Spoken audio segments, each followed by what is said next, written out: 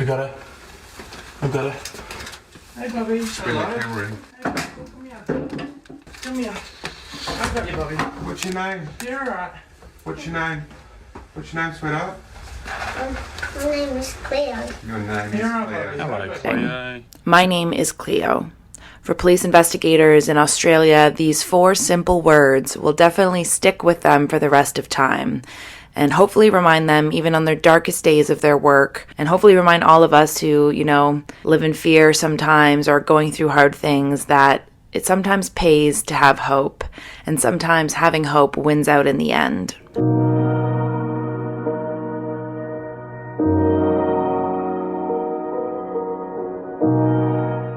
Hi guys, welcome back to Hardly Human. My name is Sarah Birch and I am the host of this podcast/video series where we discuss people and historical events and themes that are hardly human in nature. So thank you for taking a bit of time out of your day to spend some time with me and hear the story of Cleo Smith, a 4-year-old girl from Australia who was abducted for 18 days and miraculously saved and returned to her family. I'm just going to tell you right up front that this story has a happy ending.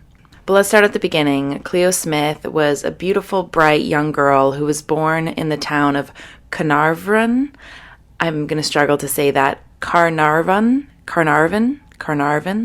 in Western Australia. It's a quiet coastal town in Western Australia, very close to Perth. And there Cleo lived with her mother, Ellie Smith, and her stepfather, Jake Glidden.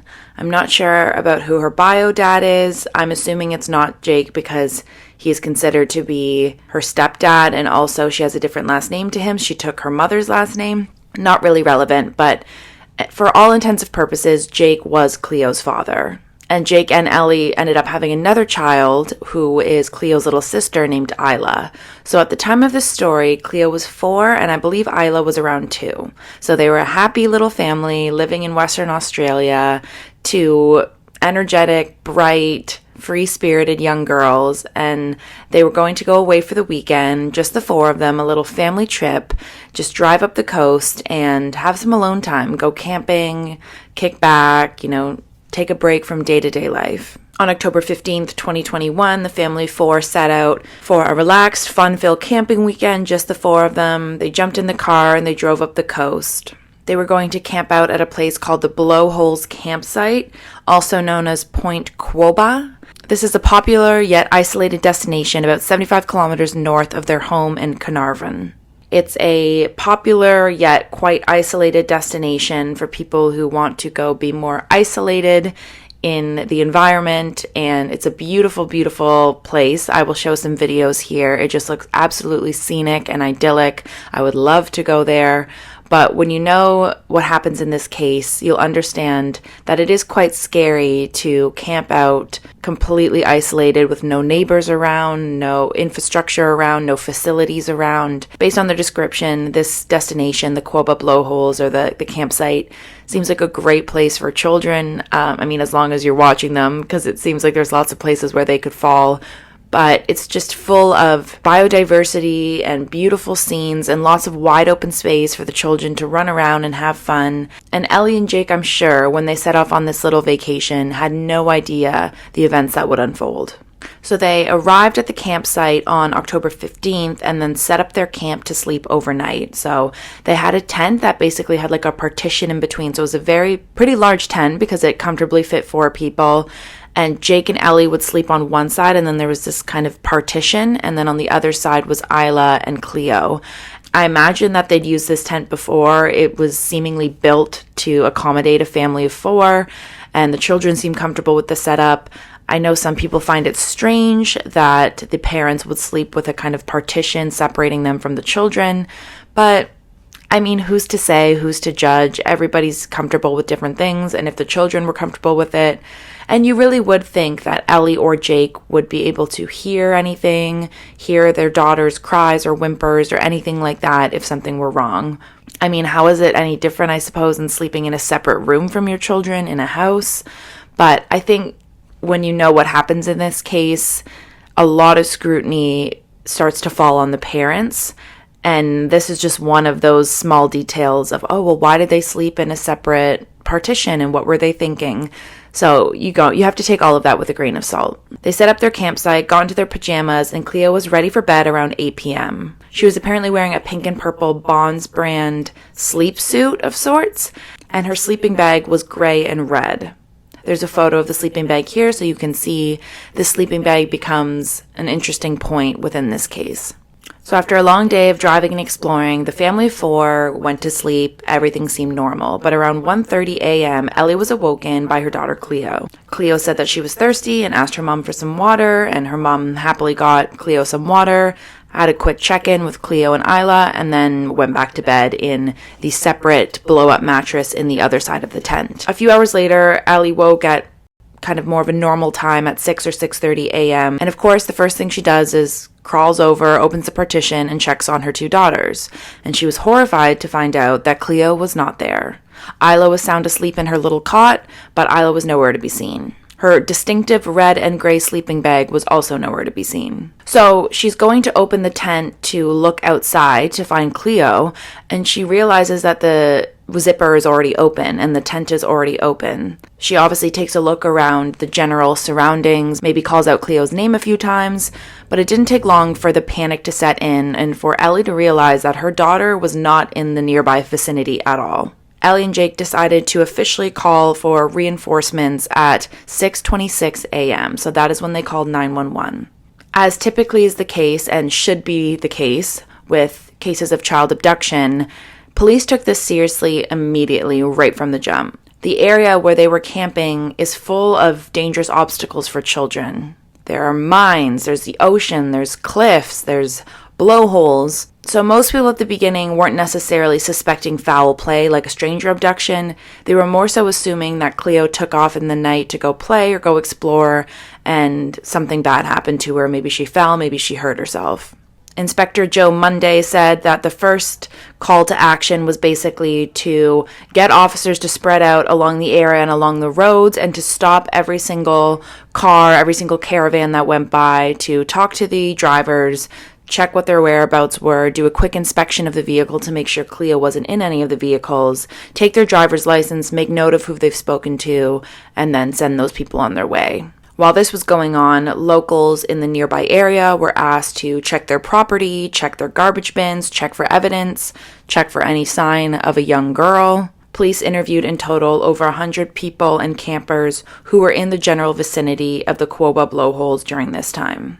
Before long, this case just took over the media, took over the police. It became one of the largest search and rescue missions in Australian history. They were doing everything they could to find little Cleo, but to no avail. Police scoured the rugged landscape with drones flying through the air to see if they could see any sort of piece of clothing or any sort of indication of what happened to Cleo. But she was gone. There was no trace of this girl anywhere on the campsite. And it became more and more evident that Cleo was removed from this campsite altogether. There was no sign of her experiencing foul play on the campsite. It became more and more clear that this was a stranger abduction and someone had taken her via vehicle from the campsite to a secondary location, which is truly a horrific thought, because it's bad enough that something happens with natural causes, like a trip or a fall or getting lost in the campsite. To me, not that I'm a parent, but I would find it a scarier proposition to realize that a stranger with probably some pretty twisted motivations has stolen my child and driven her away to an unknown secondary location. One key point of evidence in the case was that witnesses came forward and said that they did see a sedan driving out of the campsite around 3 a.m. on the night of the abduction. So as the days went by and the public and the media became more and more invested in the story and the search for Cleo, unfortunately, suspicion started to turn towards the parents. You do see this a lot with cases, especially involving children, but a lot of people grew suspicious and cynical and confused as to how Ellie and Jake didn't hear anything, why Ellie and Jake would have driven out to this remote location in the first place. And some people even thought that Ellie and Jake never even brought Cleo there to begin with, but something happened with Cleo before, and they drove to this campsite and set up this abduction to cover their tracks if something had happened at home with Cleo, if that makes sense. All of this is completely false. I just want to make that clear now. The parents had absolutely nothing to do with it. But these were the type of rumors that were swirling, which is never okay. I mean, innocent until proven guilty. But also, these poor parents were probably suffering enough, not knowing where their 4-year-old child is. And now they're also having to face public scrutiny and defamation of character. As I said, all of these suspicions and rumors were unfounded and dangerous to be perpetuating, but I can see to some degree why people were suspicious of the parents just because of the statistics. If you look at the statistics, it does make sense why people tend to assume the worst of family members, because in the United States, for example, in 2015, only 0.1% of missing children cases were the result of stranger abductions. The vast majority of the time, it is someone who is known to the child. It is a parent, a step-parent, an aunt and uncle, a coach, a family friend, etc. It's very rare, although it does happen, of course, it's very rare that a child is just like plucked off the street by a total stranger. Regardless, the online trolling towards Jake and Ellie became so bad and so vehement that the police actually had to put out a public statement basically telling the public to cut it out.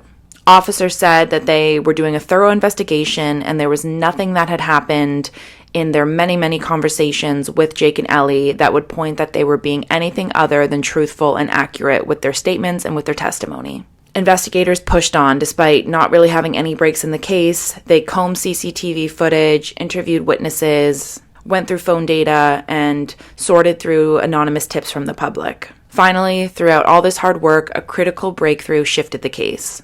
Surveillance footage from a nearby road captured a suspicious vehicle leaving the area around the time that Cleo disappeared, and this was the lead that police desperately needed.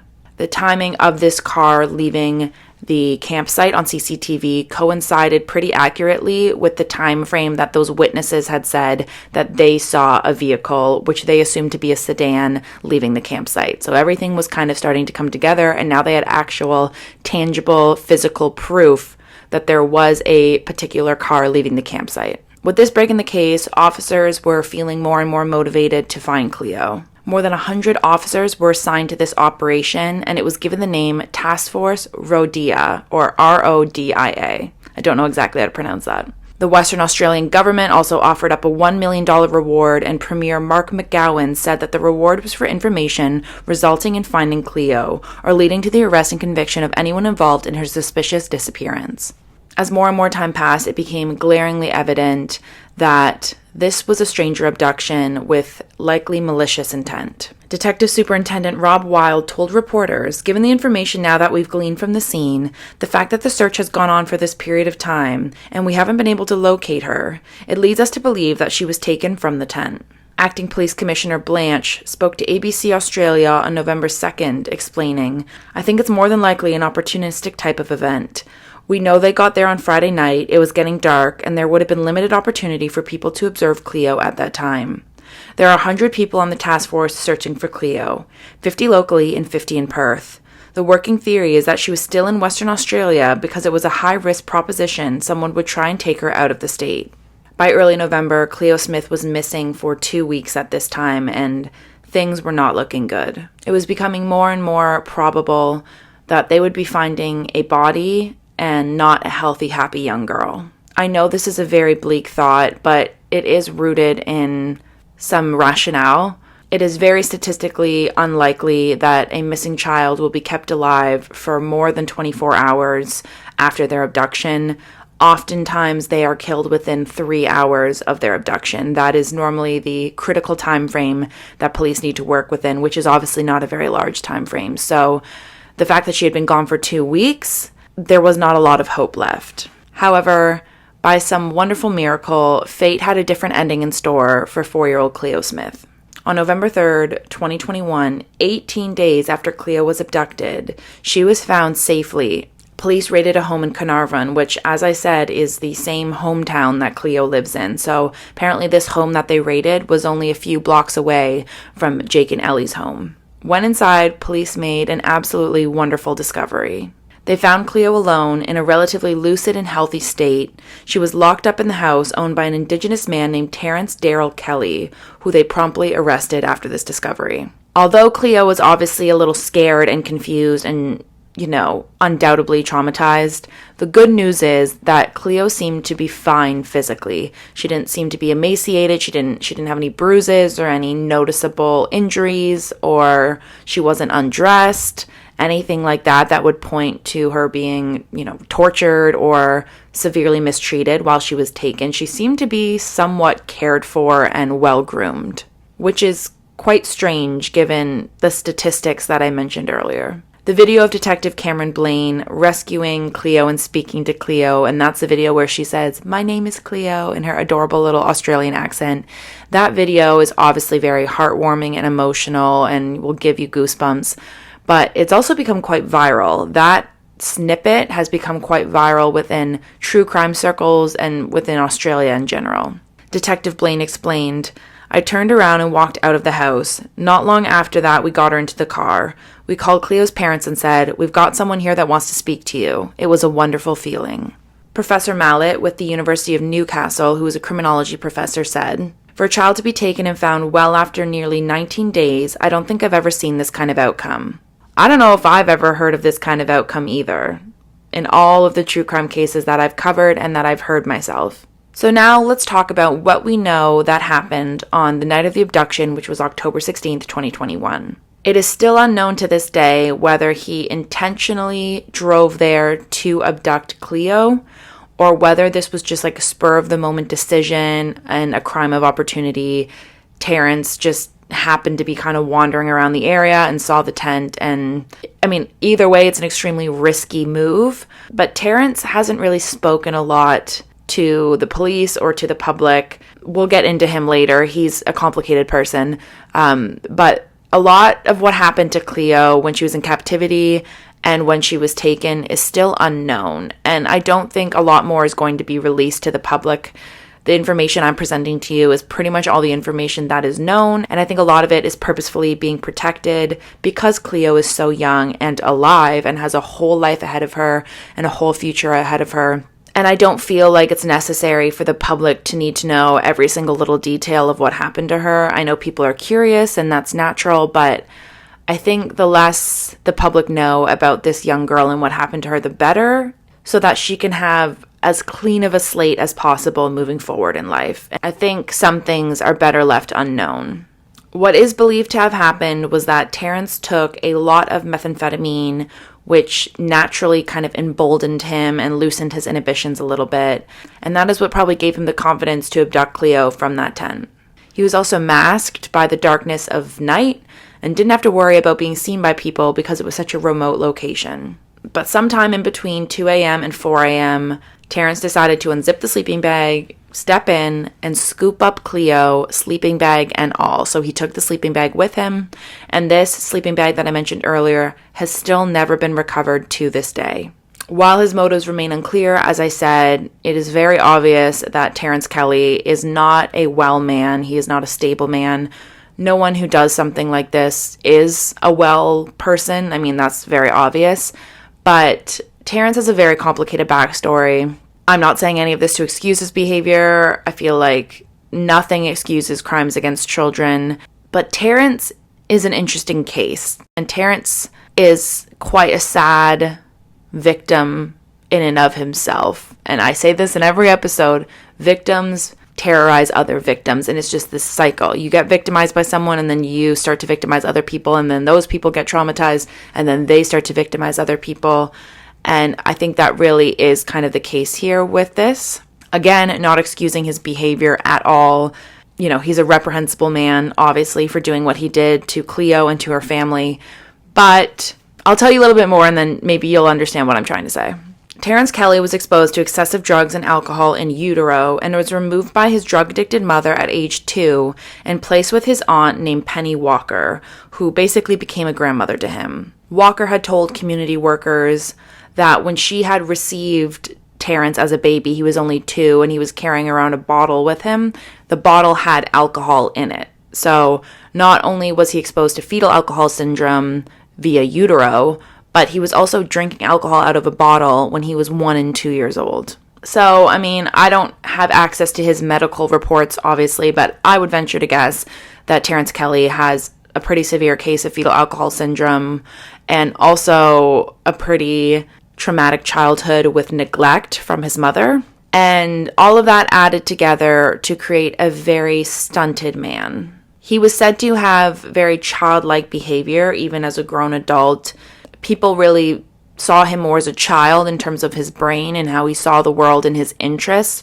For example, Terrence was very into dolls, especially Bratz dolls. He lived a life of profound isolation and secrecy. He didn't really talk to people, didn't interact with people. He lived alone in this home in Carnarvon, and the only people, I mean, they're not even people, the only things he had around him to keep him company were dolls. He had an entire room in his home dedicated to his doll obsession. He had dozens of them in his house, many of them still in their boxes, kind of showcased like prized possessions, or, you know, how some people might showcase a collection of baseballs or trophies or whatever it is. For Terrence, that was his Bratz dolls. It was discovered through the investigation that Terrence was a very frequent patron of a local toy store, and he would go in there a lot and buy dolls and buy toys and say that they were for his daughters. Obviously, Terrence did not have any daughters. He would also take a lot of selfies with his dolls and pose with his dolls and post them on social media.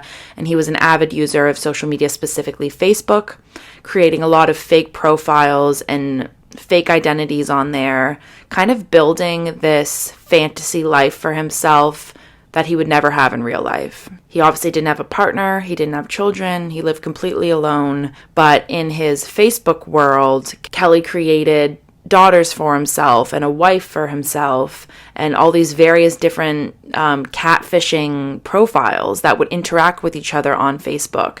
And Terrence even went so far as to add Ellie Smith, who was Cleo's mother, on Facebook. This was obviously before Terrence was captured, so obviously, like, Ellie's not going to add Terrence on Facebook after he's been captured for this.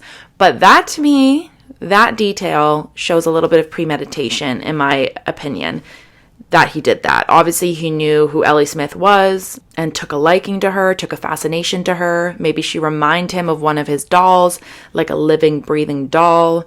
And that's what a lot of people think happened, is that Terrence wanted a doll for himself, a living, breathing doll, or I guess a daughter, because he seemed to have this fascination with daughters.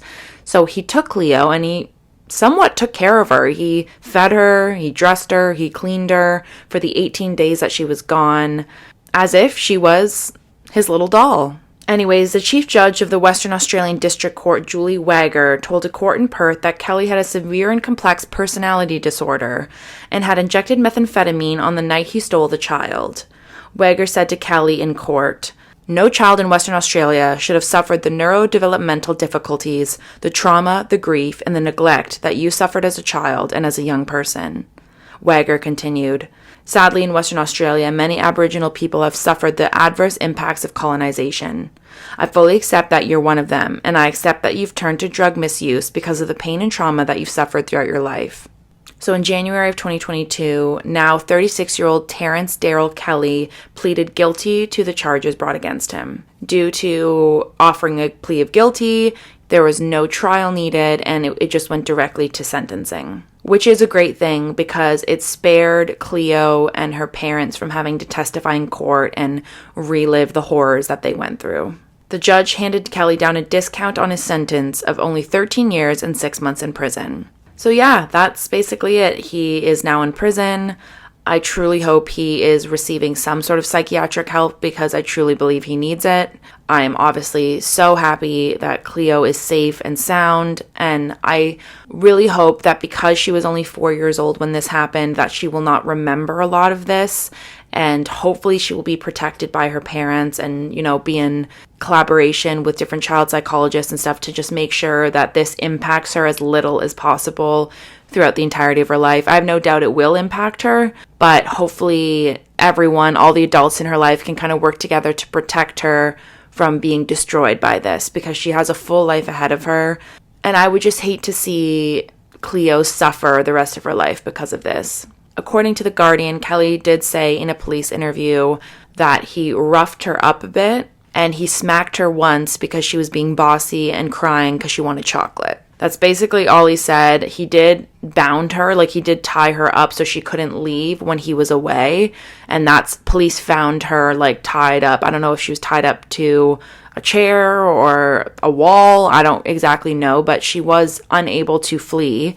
But that's all I know. There's no evidence, as far as I'm aware, of SA.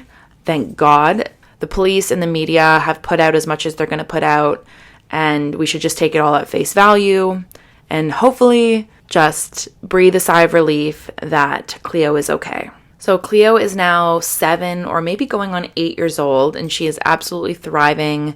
She's still with her mom and her stepdad and her little sister Isla, and she's actually a gymnastics fanatic now, so she's been competing in gymnastics competitions, and she recently won gold at one of her competitions. I believe that was in September of 2024. I don't know much else about how she's doing now, and I don't really need to know much else. She's completely entitled to her privacy. I'm just relieved to see a big old smile on her face and to know or to assume that she is happy and healthy and thriving, and that is a lot more than you get in most true crime stories. As I said, this case is hailed as a miracle, and I truly believe it is a miracle. And it just goes to show you that sometimes, against all odds, hope wins out in the end, and things can have a happy ending. Okay, guys, that's all from me today. Thank you so much for spending some time with me to hear the story of Cleo Smith. I hope you learned something. I hope it makes you reflect a little bit on everything you should be grateful for in your own life. Have a great day. Love you. Bye.